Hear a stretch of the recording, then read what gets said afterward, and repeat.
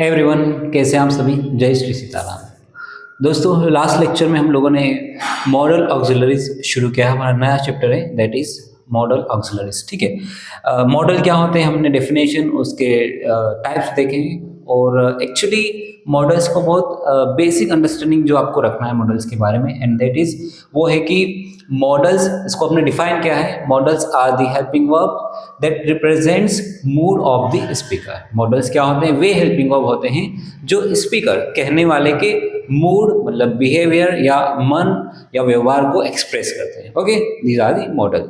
तो उसी बेसिस पे हमने डेफिनेशन के आधार पे हमने मॉडल को अलग अलग कैटेगरी में रखा है, क्योंकि स्पीकर जो होता है वो उसकी एक्सप्रेस करने के अलग अलग मूड्स होते हैं। ठीक है, अलग अलग व्यवहार होता है, मन होता है, उस आधार पे हमने मॉडल्स को अलग अलग तरीके से क्लासिफाई किया है। ठीक है, हमने दो भी कैटेगरी पढ़ी है।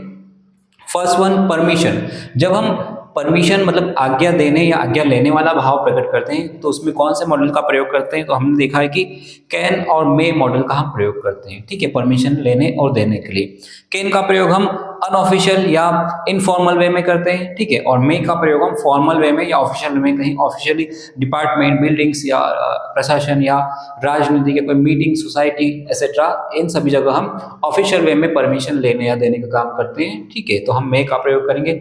Second category that is request, निवेदन। हम किसी से निवेदन करेंगे तो उसमें क्या भाव प्रकट करते हैं? तो उसके लिए मॉडल है हमारे पास में कुड और वुड, दोनों को हम रिक्वेस्ट मतलब निवेदन करने के लिए प्रयोग में करते हैं।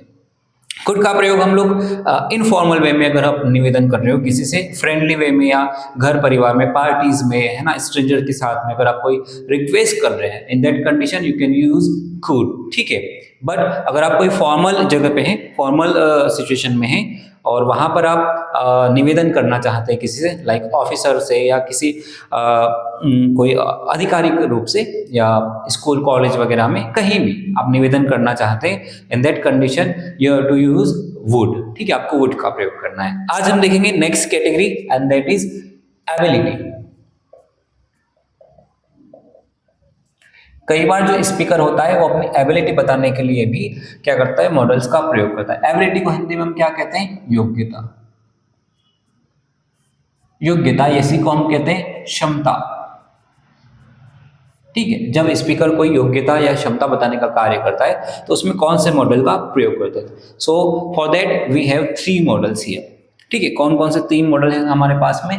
फर्स्ट वन कैन, सेकेंड होता है कुड। ठीक है, और थर्ड कैटेगरी है, उसको हम अभी देखेंगे। पहले हम कैन और कुड की बात करेंगे। ठीक है, तो कैन का प्रयोग हम कहते हैं भैया, इसका प्रयोग हम करते हैं जब हम प्रेजेंट में कोई एबिलिटी बताने की बात करते हैं। हम प्रेजेंट में हैं अभी, राइट नाउ, और हम कहते हैं कि भैया मैं यह काम कर सकता हूँ या मैं यह काम करने के योग्य हूँ, अपनी क्षमता बता रहे हैं वर्तमान में। इन दैट कंडीशन आप क्या यूज करेंगे? कैन का यूज करेंगे। तो हम लिख सकते हैं इसमें प्रेजेंट एबिलिटी। प्रेजेंट में अगर आप अपनी योग्यता या एबिलिटी बताने का काम करोगे तो आपको कैन का प्रयोग करना है। बट अगर हम बात करेंगे कुड का, तो कुड का प्रयोग, कुड भैया कैन का क्या है? पास्ट फॉर्म है, it is past form of can. ठीक है, तो अगर पास्ट फॉर्म है तो हम ऑब्वियस है कि पास्ट की एबिलिटी की बात करेंगे। पास्ट एबिलिटी की, अगर आपको पास्ट में कोई एबिलिटी बताने का कार्य करता है तो आपको कुड का प्रयोग करना है। भैया कि मैं जब मैं छोटा था तब मैं यह काम कर सकता था, वो पास्ट की एबिलिटी है, योग्यता पास्ट में थी, अब खत्म हो चुकी है। ठीक है, तो ऐसी कंडीशन को एक्सप्रेस करने के लिए you have to use could, आपको कुड का प्रयोग करना है।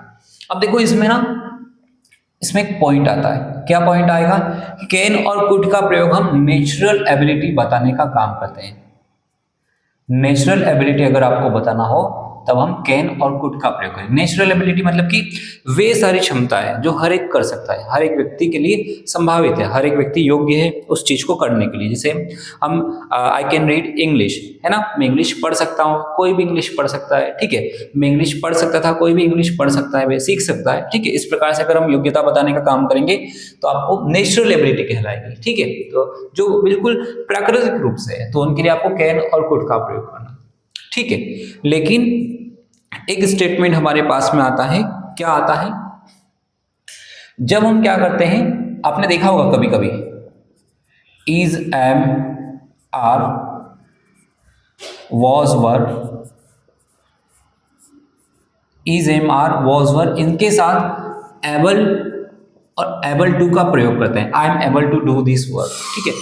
I am able to cross the river, मैं नदी पार करने के योग्य हूँ या मैं नदी पार कर सका, ठीक है। इस प्रकार से हम कुछ is am are helping verb है, इनके साथ में हम जब एबल टू का प्रयोग करते हैं तो ये भी योग्यता बताने का काम करता है, ये भी एबिलिटी ही बताने का काम करता है। लेकिन इसमें क्या होता है, इसमें हम कुछ स्पेशल एफर्ट्स, है ना, ये नेचुरल एबिलिटी नहीं होगा, ये होता है स्पेशल एफर्ट्स,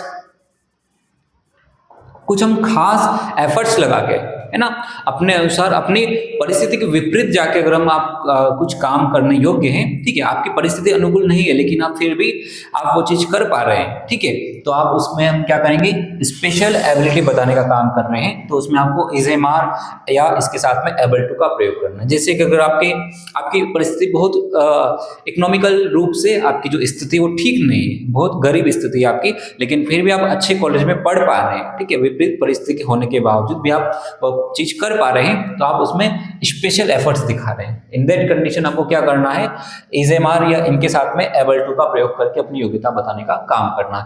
अब इज एम आर का प्रयोग वर्तमान में और वाज वर्ब का पास्ट में, ठीक है, अंडरस्टूड है। जैसे अगर मैं आपको एक एग्जांपल दूंगा भैया कि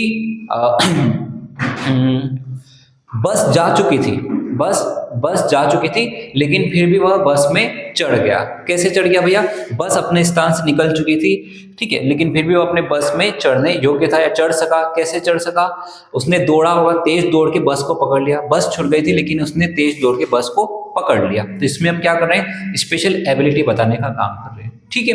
तो हम इसमें इज एम आर इसके साथ में एबल टू का यूज करेंगे, ठीक है। और भी हम उदाहरण ले सकते हैं बहुत सारे, जैसे कि मैं बीमार था फिर भी मैं कोचिंग आ सका, मैं बीमार था या मैं बीमार हूं फिर भी मैं कोचिंग आया या आ सका या आने योग्य हूं, ठीक है। तो इसमें बीमार होने के बावजूद भी वह कोचिंग आया, इसमें हम क्या कर रहे हैं, स्पेशल एफर्ट्स दिखा रहे हैं, कोई काम अपनी योग्यता के ऊपर स्पेशल एफर्ट्स दिखा के योग्य बन रहे हैं। तो इस कंडीशन में आपको इज एम आर इनका प्रयोग करके और इसके साथ में एबल टू का प्रयोग करेंगे और फिर अपना योग्यता बताएंगे, ठीक है। तो ये तीनों कंडीशन है। कैन और कुड का प्रयोग आप नेचुरल रूप से कोई एबिलिटी बता रहे हैं, प्राकृतिक एबिलिटी का, उसमें करना है। लेकिन इज एम आर या हेल्पिंग वर्ब के साथ में जब एबल टू का प्रयोग करके एबिलिटी बताएंगे, ये किस कंडीशन में होगा, जब हम कोई एक्स्ट्रा एफर्ट करके विपरीत परिस्थिति में जाके भी आप वो चीज कर पा रहे हो, ठीक है। जैसे एक और एग्जाम्पल हम ले सकते हैं कि कमजोर होने के बावजूद, है ना, वह कमजोर है फिर भी, कोई भैया बहुत कमजोर है लेकिन फिर भी वह 50 किलो वेट उठा सकता है, ठीक है। यह क्या है, एक्स्ट्रा एफर्ट। अब 50 किलो वेट उठाने में उसने एक्स्ट्रा एफर्ट किए होंगे, कमजोर होने के बावजूद भी वो इतना वजन उठा पा रहा है, ठीक है, एक्स्ट्रा एफर्ट किया होगा, ठीक है।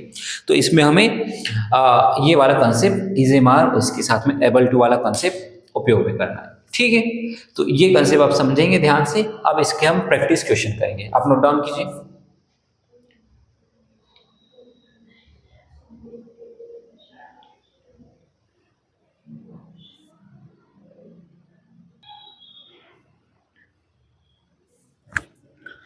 ओके, ये आपके सामने कुछ क्वेश्चन है, इसमें आपको फिलअप करना है, फिलिंग द ब्लैंक्स में कैन, कुड और आपके जो स्पेशल एफर्ट्स वाले मॉडल्स है is am are plus able to का प्रयोग करके देखना है आपको। अगर जनरल या नेचुरल एबिलिटी की बात कर रहे हैं तो आपको कैन, कुड का प्रयोग करना है, लेकिन अगर कोई खास स्पेशल एफर्ट्स लगा के कोई काम किया जा रहा है, योग्य बना जा रहा है, तो उसमें आपको हेल्पिंग वर्ब के साथ में एबल टू का प्रयोग करना है, ठीक है। ट्राई करेंगे।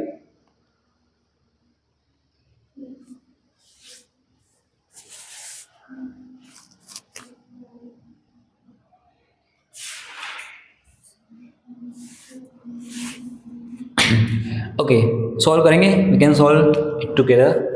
First one, I dash speak 4 languages, मैं 4 भाषा बोल सकता हूँ, ठीक है। पहली बात, 4 भाषा बोलने की बात की जा रही है, एबिलिटी है, एबिलिटी प्रेजेंट में है ना, मैं 4 भाषा बोल सकता हूँ, मैं 4 लैंग्वेज बोल सकता हूँ। वर्तमान में बात कर रहे हैं, प्रेजेंट एबिलिटी की बात कर रहे हैं। प्रेजेंट एबिलिटी में भी आपको फिर देखेंगे क्या ये नेचुरल एबिलिटी की बात कर रहे हैं भैया, और भी कोई व्यक्ति हो सकते हैं जो 4 भाषा बोल सकते हैं, ठीक है, कोई भी 4 भाषा बोल सकता है, ठीक है। तो नेचुरल एबिलिटी की बात कर रहे हैं, कोई खास एफर्ट्स नहीं लगाए जा रहे, तो हम कैन, प्रेजेंट एबिलिटी के लिए कैन का प्रयोग करें, आई कैन स्पीक 4 लैंग्वेजेस, ठीक है। Second, Rahul dash run faster than Shyam when he was young, जब राहुल यंग था, है ना, व्हेन ही वॉज यंग मतलब जब राहुल यंग था तब वह शाम से तेज दौड़ सकता था। एबिलिटी की बात कर रही, किस प्रकार की एबिलिटी है इसमें, पास्ट की बात करें, राहुल कब तेज दौड़ सकता था शाम से, जब वह यंग था, जवान था, ठीक है। तो हम पास्ट की एबिलिटी की बात कर रहे हैं, वो भी नेचुरल एबिलिटी है, तो कुड का प्रयोग करें, कोई खास एफर्ट्स नहीं लगाए जा रहे। Rahul could run faster than Shyam when he was young, past ability की बात कर रहे हैं। Third, it was raining but Kiran dash reach office on time, ठीक है। इट वॉज रेनिंग, भैया पानी गिर रहा था, देखेंगे पानी गिर रहा था लेकिन फिर भी किरण समय पर ऑफिस पहुंच सके, है ना, मतलब कि किरण ने एक्स्ट्रा ऑफिस पहुंचने में एक्स्ट्रा एफर्ट किए होंगे। बारिश होने के बावजूद भी किरण टाइम पर ऑफिस पहुंच गई है ना, पहुंच गई थी, ठीक है, पास्ट में बात कर रहे हैं, और वो भी एक्स्ट्रा एफर्ट लगा के किरण जो है ऑफिस पहुंची होगी, तो हम इसमें लगाएंगे was able to, Kiran was able to reach office on time, है ना, पानी गिरने के बावजूद भी वो समय पे ऑफिस पहुंच गई थी। Fourth, he is very poor but he dash educate his son, ठीक है, वह बहुत गरीब है, कोई व्यक्ति कोई पिता है भैया बहुत गरीब है, लेकिन फिर भी वह अपने बेटे को पढ़ाता है या पढ़ा सकता है, ठीक है, गरीब होने के बावजूद भी अपने बेटे की पढ़ाई करवा रहा है या करा रहा है, ठीक है। तो उसमें हम देखेंगे एक्स्ट्रा एफर्ट करेंगे, वो एक्स्ट्रा मेहनत करता होगा, एक्स्ट्रा काम करता होगा, एक्स्ट्रा कमाई करता होगा और उन पैसों से अपने बेटों को या अपने बेटे को पढ़ाता होगा, तो हम इसमें प्रेजेंट में इज एबल टू का प्रयोग करेंगे, एक्स्ट्रा एफर्ट है भैया, ठीक है, गरीब होने के बावजूद भी अपने बेटे को पढ़ा रहा है या पढ़ा सकता है, तो एक्स्ट्रा एफर्ट करके ही हम इसको एबिलिटी बताएंगे। इन माई चाइल्डहुड, मेरे बचपन, इन माई चाइल्डहुड मेरे बचपन में, I dash swim for 1 hour, मेरे बचपन में मैं 1 घंटे तक तैर सकता था, ठीक है।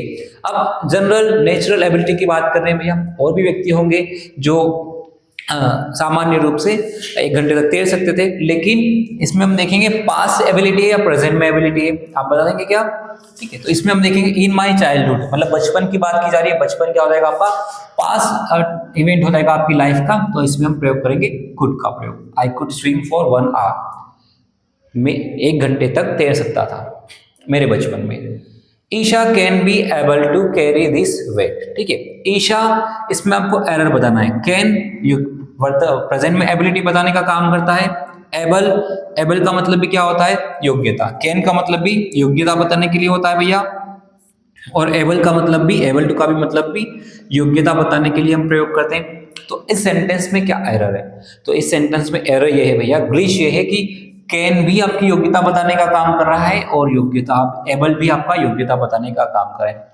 एक ही वाक्य में 2 शब्द एक ही मीनिंग को प्रोवाइड कर रहे हैं, प्रदान कर रहे हैं, तो ये कंडीशन क्या कहलाती है आपकी, सुपरफ्लोज, है ना, क्या बन गया यहाँ पे, सुपरफ्लोज कंडीशन हो गया। दैट मीन्स या तो ईशा कैन आएगा या फिर ईशा इज एबल टू, एक चीज आप रख सकते हैं, एबल टू और कैन का प्रयोग कभी भी हम साथ में नहीं कर सकते, सुपरफ्लोज हो जाएगा, ठीक है। तो इसमें हम क्या करेंगे, पहली बात सामान्य बात की गई है, जनरल एबिलिटी बताने का काम किया गया है, तो हम इसमें से एबल टू पूरा ये हटा देंगे, Isha can carry this weight, है ना, ये आपका करेक्ट हो जाएगा, क्योंकि जनरल एबिलिटी, सामान्य एबिलिटी की बात करें वो भी प्रेजेंट में, Isha can carry this weight, Isha यह वेट उठा सकती है ना। तो इसमें से आपको एक पॉइंट मिलता है भैया, कभी भी हम कैन और कुड के साथ में एबल टू का प्रयोग नहीं करेंगे, ठीक है, आपको ये ध्यान रखना है, इसका प्रयोग कभी नहीं करेंगे, क्यों, क्योंकि सुपरफ्लोज हो जाएगा।